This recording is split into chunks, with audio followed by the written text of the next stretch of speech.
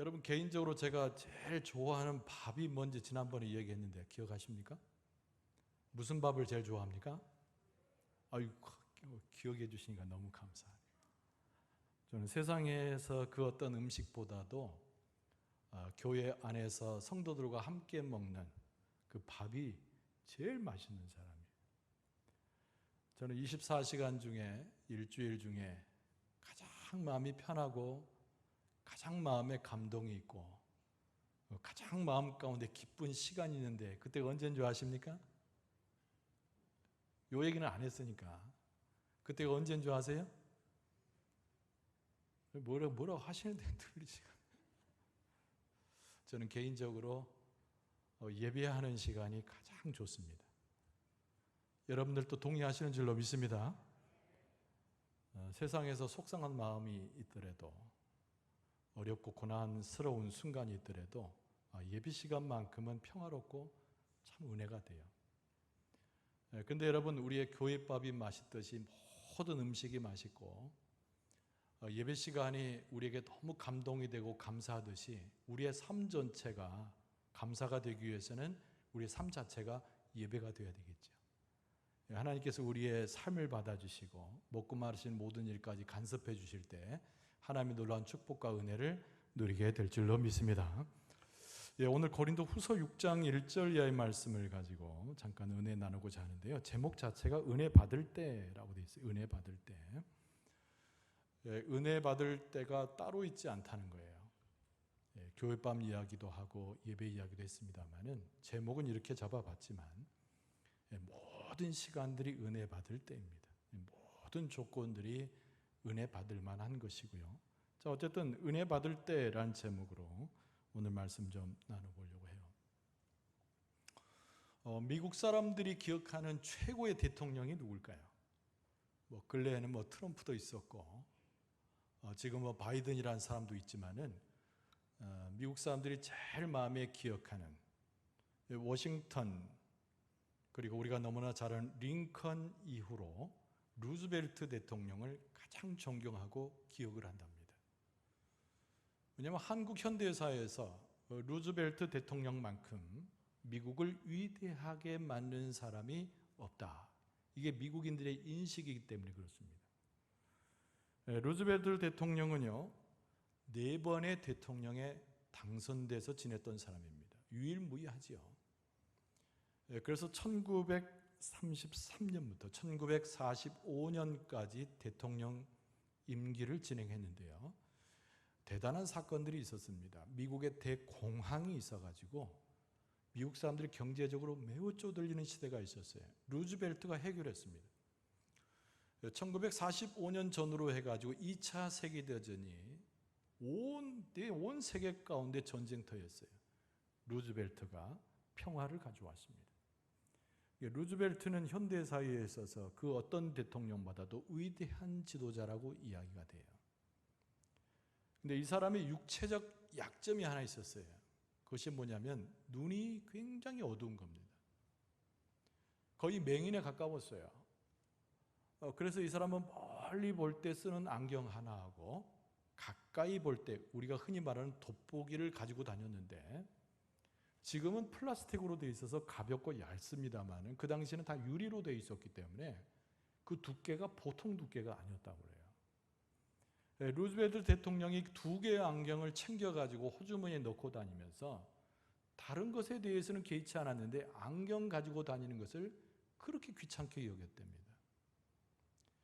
근데 그날도 연설을 갔는데 그 연설의 장소가 밀워키라고 하는 지역이었어요. 근데 루즈벨트 대통령에 대한 앙심을 품은 사람들이 많았던지라 시시각각 죽음의 위협에 놓일 때가 많았어요. 근데 그 밀워키에서 연설을 할 때 슈랭크라고 하는 청년이 있었는데 권총을 갑자기 들고 나와서 루즈벨트를 향해서 총을 쐈어요. 근데 그 총알에 맞았어요, 루즈벨트가. 그런데 아무런 문제가 없었습니다. 총을 맞았는데 아무런 문제가 없었어요. 이유가 있었는데 안경이 너무 두껍고 안경이 보통 안경이 아니었기 때문에 안경집도 특수한 것이었어요. 근데 그 안경집을 안쪽 주머니에다 넣었는데 이 안경집이 얼마나 튼튼하든지 그 슈랭크라고 하는 청년이 총을 쐈을 때 그 총알이 그 안경집을 맞고 튕겨나갔다는 거예요. 그래서 9.4.1생으로 살아납니다. 그러고 나서 루즈벨트가 생각을 바꾸게 돼요. 자기가 귀찮게 여겼는데, 이물단지로 여겼는데 이것이 나의 생명을 구했으니 이게 대단한 은혜다라고 하는 거예요. 그래서 루즈벨트의 삶에 있어서 너무 귀찮고 지워버리고 싶은 그 장면이지만, 그러나 루즈벨트에게는 큰 은혜가 된 사건이고 은혜의 때가 되었다는 거예요. 자, 오늘 이 본문의 말씀은 사도 바울이 자기의 아주 깊은 체험 가운데서 고린도 교회에 편지하고 있는 글입니다. 사도 바울뿐만 아니라 이 서신을 받고 있는 고린도 교회에 엄청난 어려움이 있었죠. 우리가 잘 아는 대로 고린도 교회에는 은사가 충만했습니다. 그럼에도 불구하고 서로 싸우고 분열되어지고 고통이 가중되는 교회 현장에 있었어요. 사도 바울 역시 이 편지를 쓸 때 감옥을 들락거렸을 때입니다. 고난의 모습은 달라도 고난의 깊이와 넓이는 양측 다 대단했던 것이죠. 그러나 사도 바울은 이런 힘겹고 어려운 중에 사도 바울은 무엇을 강조했냐면, 우리는 하나님의 은혜의 때를 살고 있음을 강조한 거예요. 이런 고난과 어려움 속에도 우리가 믿음을 가진 자라면 하나님의 은혜를 알고 감사할 수 있어야 된다. 이거를 고린도 교인들에게 강조하고 있습니다. 그래서 1절 말씀은 그렇게 시작하잖아요. 우리가 하나님과 함께 일하는 자로서 너희를 권하노니 하나님의 은혜를 헛되이 받지 말라. 이렇게 권고하는 거예요. 우리는 어느 곳에 있든지 무엇을 하든지 다른 모양이지만 하나님께 다 부름받은 하나님과 함께 일하는 자다. 그런데 우리는 그 고난의 깊이와 고난의 경험을 할 때 우리가 잊지 말아야 될 것이 있는데, 하나님의 은혜를 헛되이 받지 않는 우리의 심령의 믿음의 고백을 드려야 된다는 거예요. 자, 오늘 사도 바울이 오늘 본문의 말씀 가운데 은혜의 때라고 지정되는, 또는 은혜의 상황이라고 지정되는 상황은 어떤 것이었고, 사도 바울은 그것을 어떻게 비껴나가고 극복할 수 있었는가. 오늘 이 본문의 말씀은 우리에게 도전도 주지만은 우리가 하나님 앞에 섰을 때에 사도 바울의 심정이 어떠한가를 이해하고자 하는 하나님의 선물과 같은 본문의 말씀이 오늘 본문이에요. 굉장히 많은 글로 적어져 있지만 우리가 간단히 추려서 두 가지로 생각해 보려고 합니다. 자, 사도 바울 그리고 이 편지를 받고 있는 고린도 교회 형편은 고난 그 자체였어요. 바로 이 고난이란 낱말을 우리가 생각하면서 그 고난 속에서도 사도 바울은 은혜를 강조한다는 겁니다. 그리고 그 은혜는 오히려 고난의 깊이만큼 우리 가운데서 넘쳐날 수 있다. 이것이 첫 번째 사도 바울이 고린도 교회에게 증언하고 가르치고 권고하고 있는 핵심이에요. 여러분, 오늘 본문의 말씀 4절을 다시 읽어드리면, 오직 모든 일에 하나님의 일꾼으로 자천하여 많이 견디는 것과 환난과 궁핍과 고난과 매맞음과 갇힘과 난동과 수고로움과 자지 못함과 먹지 못함 가운데서도, 이렇게 이야기합니다. 이거를 일일이 열거해서 해석할 필요가 없습니다. 쉬운 얘기죠. 그럼 공통된 사항은 뭡니까? 외적인 상황에서, 내적인 상황에서 고난이 밀려와서 이걸 여러 가지 모양으로 표현하고 있구나. 우리는 대번에 알 수가 있어요. 바울은 매를 맞았습니다. 감옥에 갇혔습니다. 고난의 최대의 상태죠. 그런데 사도 바울은 무엇을 이야기합니까? 그 상황 속에서도 자기는 하나님께로부터 큰 은혜를 받았다는 거예요. 여러분, 사도행전 10장, 16장에 보면 우리가 엄청난 사건을, 우리는 누구나 다 아는 사건이 그 사도행전 16장에 등장을 합니다. 사도 바울은 그것을 기억하는 거죠. 바울이 성령에 이끌림 받아서 소아시아로 가지 아니하고 마게도냐로 가게 됩니다. 마게도냐에서 한 큰 성을 먼저 도착하게 되는데 그것이 빌립보 성이에요. 자주장사 루디아를 만나지만 빌립보 성에서 복음을 전하다가 아주 가련한 여자아이 하나를 보게 됩니다. 근데 그 여자아이는 어떤 아이예요? 사람들에게 부림을 받아서 점을 치는 귀신 들린 아이였어요. 굉장한 긍휼 가운데 그 아이를 보게 됩니다. 그리고 바울이 하나님께 기도하여서 그 어린아이가 귀신에서 놓여질 수 있도록 기적을 행하게 되죠. 얼마나 대단한 일입니까? 얼마나 선한 일입니까? 사도 바울의 이 모습은 하나님께 얼마나 영광 돌리는 모습입니까? 여러분, 그러나 그 본문의 말씀은 우리가 생각한 대로 은혜로 축복으로 하나님의 기적 역사를 많은 사람들이 인정하는 것으로 흘러가지 않는다는 거예요. 그 꼬마 아이를 부리던 주인들이 등장해가지고 바울을 핍박하기 시작합니다. 이야기의 줄기가 그렇게 나가는 거예요. 이 아이를 통해 가지고, 귀신 들린 아이를 통해 가지고 이익을 취하고 돈을 벌었던 사람이 이 아이가 귀신에서 노임을 받으니까 더 이상 돈을 벌 수 없게 된 거예요. 그래서 법정에다가 사도 바울을 고발합니다.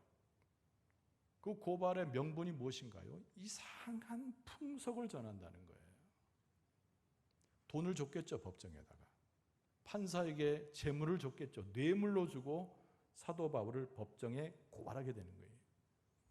뇌물복은 법정에 있는 판사가 무엇을 내렸을까요? 당연히 돈을 준 사람 편에 서죠. 그래서 사도 바울은 억울하게 매를 심하게 맞고 빌립보에 있는 감옥에 갇히게 됩니다. 근데 성경에 보니까 그 감옥의 상황을 꽤 자세히 묘사하고 있어요. 어두운 감옥입니다. 착고에 채워졌다 하면 두 발을 움직일 수 없고, 그리고 40에 하나 감한매를 그때 맞았을지 몰라요. 등에는 피가 흐릅니다. 그리고 그 감옥은 얼마나 추웠겠습니까? 지하니까. 여러분, 그 속에 들어가서 그 누가 견뎌낼 수 있었을까요? 그 누가 그것을 감사의 조건이라고 여길 수 있었을까요? 근데 우리가 너무나 잘 알잖아요. 16장에 나오는 사도 바울의 태도를 우리는 다 기억하고 있습니다. 첫째, 하나님을 원망하지 않아요. 두 번째, 내가 억울하게 이 감옥에 들어왔는데 하나님의 분명한 뜻이 있을 것이라고 지혜 가운데 깨닫게 됩니다. 그리고 나타난 그의 행동은 찬미하여 하나님을 기도하는 거예요. 사도 바울의 이 모습은 그 어려운 역경 속에 최고의 고난 중에도 그는 기도가 무엇인지, 하나님께 감사하는 것이 무엇인지, 더더구나 하나님의 은혜를 깨닫고 찬양하는 것이 무엇인가를 아주 뼛속 깊은 곳에서 본질적으로 알았던 인물이죠. 옛날 우리나라에 굉장히 유명했던 신앙 서적이 하나 있는데, 멀린 캐로도스라고 하는 사람이 쓴 찬송 생활의 권능이라고 하는 한국 보이스사에서 번역돼 나온 조그만 책이 있어요. 그 제목이 뭐라고요? 찬송 생활의 권능이라는 책입니다. 근데 그 책이 굉장히 베스트셀러가 돼가지고 80년대만 해도 한국의 기독교인들이 대부분 읽었어요. 근데 그 내용은 약간 소설을 배경으로 합니다. 한 마을에 정신병자도 있고 알코올 중독자도 있고 범법자도 있고 도무지 황폐된 이 환경, 아무도 그 상황 가운데 견뎌내지 못해요. 근데 그 중에 한 사람이 억지로 찬송을 시작하게 되는데, 이 사람으로 시작된 찬송의 운동이 그 주변 사람들에게 전염되듯이 퍼져서 찬송하는 삶으로 바뀌어지게 되고, 알코올 중독도 해결이 되고 범죄도 줄어가고 범법자들이 주 앞에 돌아왔다는 그 이야기의 골자 내용입니다. 근데 그 책에서 뭘 강조하느냐면, 찬송 생활을 했을 때 우리의 삶 자체가 그 무엇으로도 해결될 수 없는 상황인데 찬송 생활 한 가지만 가지고도 하나님의 권능을 체험할 수 있다는 것을 강조하는 책이에요. 자, 이 사도 바울이 감옥 가운데 들어갔을 때 하나님을 원망하지 아니하고 오히려 하나님 앞에 기도하면서 최선을 다해서 하나님을 높이는 찬미를 하게 됩니다. 여러분, 그 사도행 16장의 이야기가 또 어떻게 전개되는지 우리는 너무 잘 알고 있잖아요. 그렇죠? 놀라운 일이 벌어지게 되죠. 옥토가 흔들리기 시작합니다. 우리식으로 이야기하면 지진이 난 거죠. 옥문이 열려지기 시작하고 죄수들이 탈출하기 시작해요. 간수장이가 놀라가지고 그 책임을 모면하기 위해서 자결하려고 하죠. 근데 바울은 도망치지 않습니다.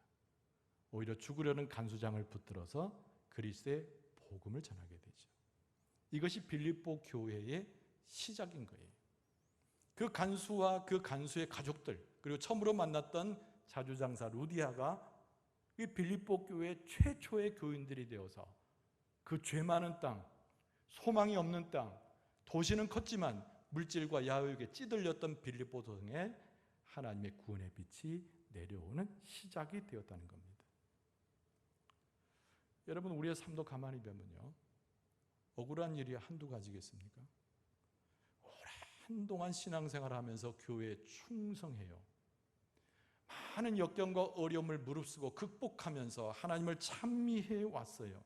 하나님의 사랑이 내 앞에 있음도 확신했습니다. 그럼에도 불구하고 예기치 않는 많은 일을 만날 때, 감당할 수 없는 고난이 들어올 때 우리는 스스로 뭐라고 이야기합니까?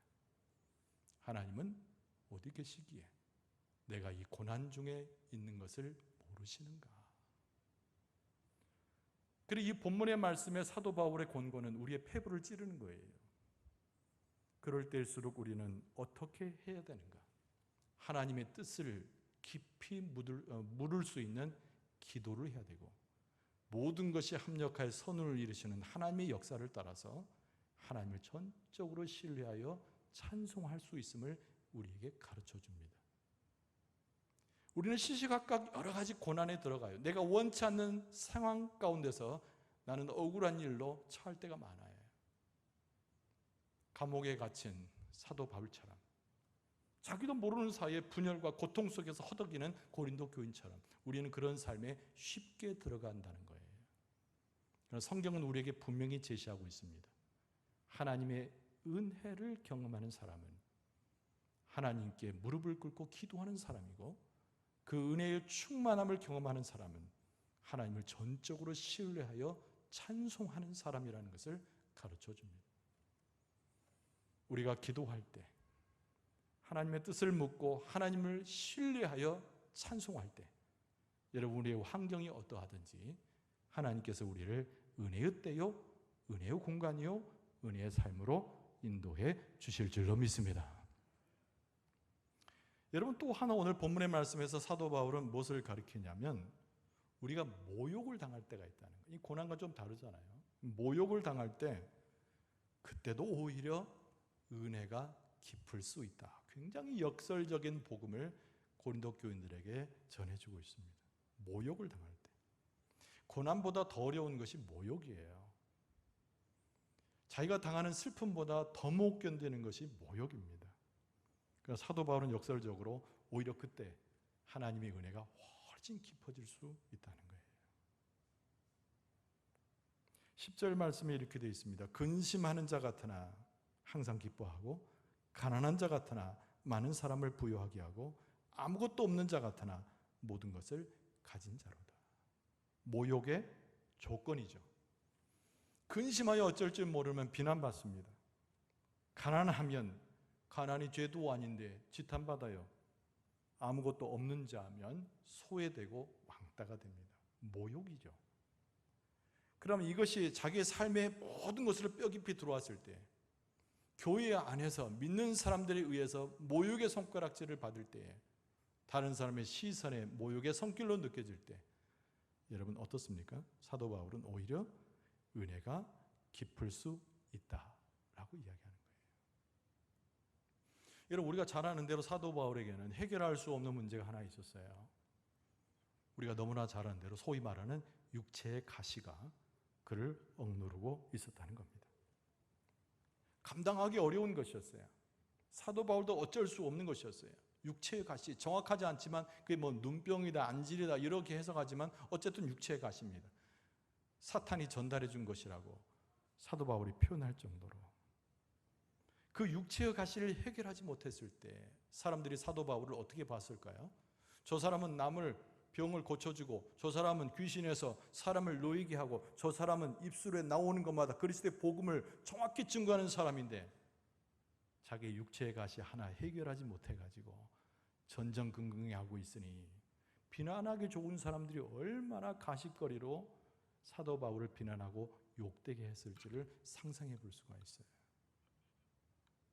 육체의 가시보다 더 힘들었던 것이 사람들의 시선과 모욕일 수 있다는 거예요.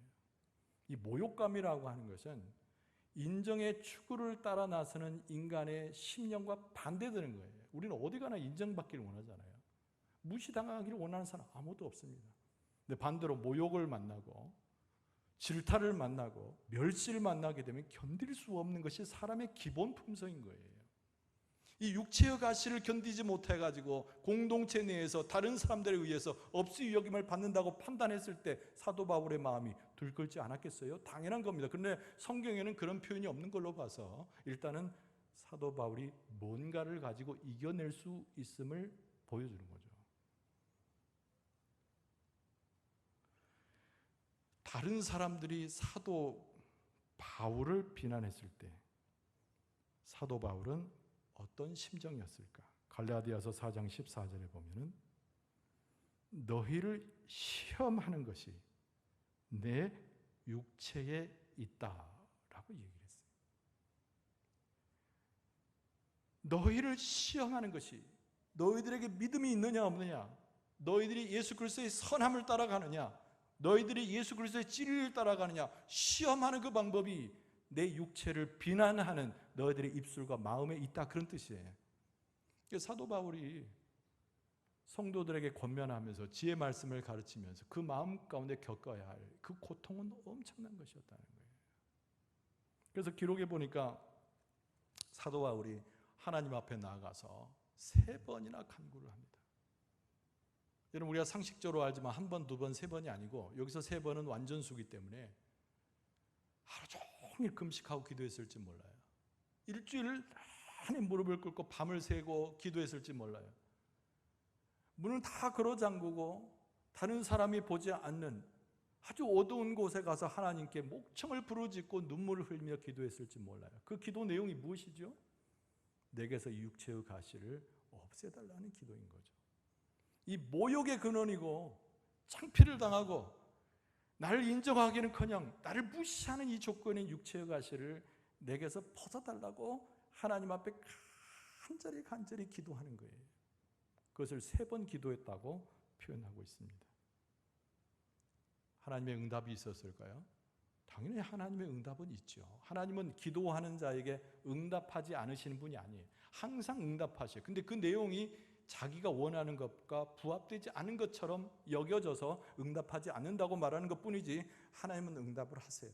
사도 바울도 응답받았습니다. 근데 뭐라고 말합니까? 내 은혜가 내게 족하다. 이 말씀만 하시고는 육체의 가시를 하나도 고쳐주지 않으셨다는 거예요. 사도 바울이 처음에 이 음성을 들었을 때 어떤 생각이 들었을까요? 도대체 주님의 은혜가 무엇이길래 내게 족하다고 말씀하시는가? 그 고통의 깊이만큼 퀘션 마크를 들고 하나님 앞에 의구심을 갖고 무릎 꿇고 또 울지 않았겠어요?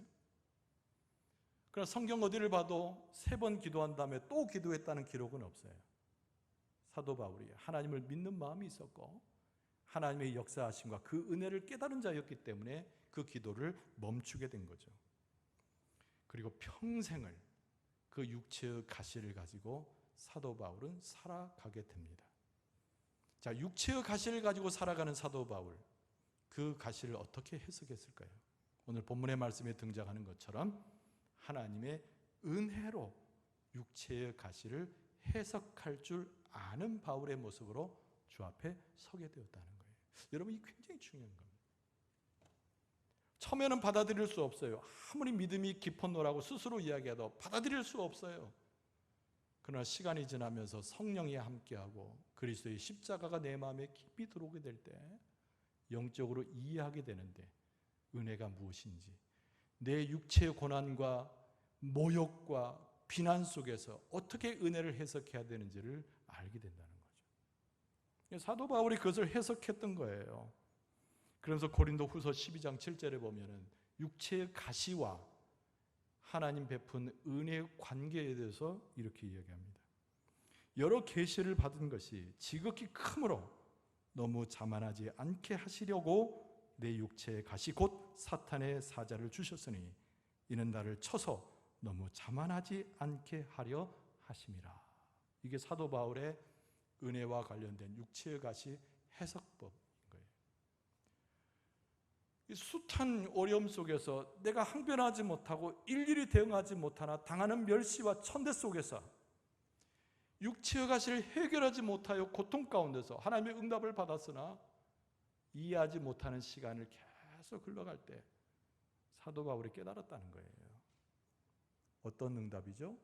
나를 자만하지 않게 하기 위해서. 하나님 베풀어 주신 건 너무시 크고 내 영성이 커서 주님을 바라보았던 체험들이 많으므로 그것을 내가 육체로 자랑하지 않게 하기 위해서 내게 육체의 가시를 줘서 나를 겸손하게 했다는 거예요. 여러분, C.S. 루이스라고 하는요 현대 신학자가 있습니다. 이 사람의 이야기는 많이 인용이 돼요. 근데 C.S. 루이스라는 사람은 굉장히 합리적인 사람이면서 성경을 우리가 현대인으로 어떻게 봐야 될지를 굉장히 강조한 인물입니다. 아주 대단한 인물이죠. 근데 C.S. 루이스가 그런 얘기를 했어요. 정말 하나님이 사랑의 신이라면 인간에게 대답할 수 없는 고통이 어떻게 발생할 수 있겠는가? 우리의 궁금증을 대신 그렇게 표현한 거죠. 도대체 하나님이 사랑의 신이라면 인간에게 대답할 수 없는 고통이 도대체 왜 발생할 수 있을까?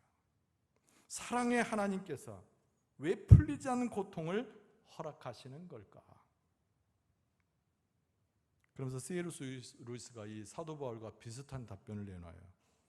인간이란 참 교만한 존재이기 때문에 만일 고통이라는 문제가 없다면 더 교만해질까 봐 하나님이 허락하셨다. 이렇게 얘기를 했어요. 여러분, 우리가 감사하고 은혜로 느끼는 것이 손에 잡히는 것만을 보고 고백하는 게 아니에요. 우리가 고난 중에 있을 때, 혹 멸시 가운데 있을 때도 하나님의 은혜를 발견하는 것이 신앙의 깊이를 더해가는 하나님의 또 하나의 은총이라는 겁니다. 만약에 사도 바울의 육체의 가시가 없었다면 사도 바울은 겸손해질 수가 없었다고 하는 것이 성경의 증언인 것이죠. 우리 사랑하는 성도 여러분, 시시각각 얼마나 많은 고통과 우리를 억누르는 고난이 얼마나 많이 있습니까? 그런데 여러분, 그 상황 속에서도 우리가 하나님께 감사할 수 있고 은혜였다라고 고백한다면 그 고난마저도 넘어가는 하나님의 은혜와 축복을 누리게 되는 줄로 믿습니다. 우리는 부둥켜 안아서 한 교회 공동체에 살아가잖아요. 내가 아무리 잘해줘도 저 사람이 나를 멸시하는 걸 보면 화가 올라와요. 내가 지극정성으로 충성했는데 나의 삶, 나의 충성을 받아들이지 못하는 공동체나 혹은 사람들을 보면 분노가 일어나는 거예요. 심지어는 나를 멸시하고 뒤에서 듣자니 나를 험담하는 모습을 만날 때 우리는 얼마나 땅을 치며 눈물을 흘립니까? 그게 고린도 교인들의 모습이었다는 거예요. 여러분, 그 사도 바울이 무엇으로 해석합니까? 자만하지 않기 위해서, 하나님의 복을 경히 여기지 않기 위해서 하나님은 우리에게 고난과 멸시를 허락하셨으니 그것이야말로 하나님의 은혜가 아니던가. 여러분, 사도 바울을 넘어서서 그리스도를 닮아 나가는 영적인 품성이 여러분과 저의 것이 될 수 있기를 바랍니다. 어느 순간에도 하나님의 은혜의 때요 하나님의 환경임을 고백할 수 있기를 바랍니다. 교회밥으로 다시 넘어갈까요? 교회에서 점심때 먹는 밥만 맛있는 것이 아니고 우리의 삶 전체에 우리가 누리는 물질적인 것, 먹는 것, 마시는 것, 삶 자체가 복된 거잖아요. 교회밥만 은혜로운 것이 아니고 우리가 누리는 삶 자체가 다 은혜예요. 예배드리는 시간만 평안합니까? 아니죠. 우리의 삶 전체가 예배하는 삶의 연장이어서 그것이 하나님의 은혜고 하나님의 축복인 것을 깨닫게 됩니다. 우리 사랑하는 성도 여러분, 은혜의 때는 항상 우리의 삶의 때예요. 은혜의 공간도 우리가 살아가는 우리의 모든 삶이 하나님의 은혜의 공간인 거예요. 다시 한번 은혜를 깊게 경험하고 은혜에 감사하고 하나님을 찬송할 수 있는 여러분과 저의 모습 될 수 있기를 주의 이름으로 축원합니다. 기도하겠습니다. 아버지 하나님, 모든 고난과 역경을 넘어가는 하나님의 은혜를 허락하여 주시고 우리 또한 그 은혜의 때를 분별하여 은혜의 삶을 살아갈 수 있도록 역사하여 주시옵소서. 예수님의 이름으로 간절히 기도하옵나이다. 아멘.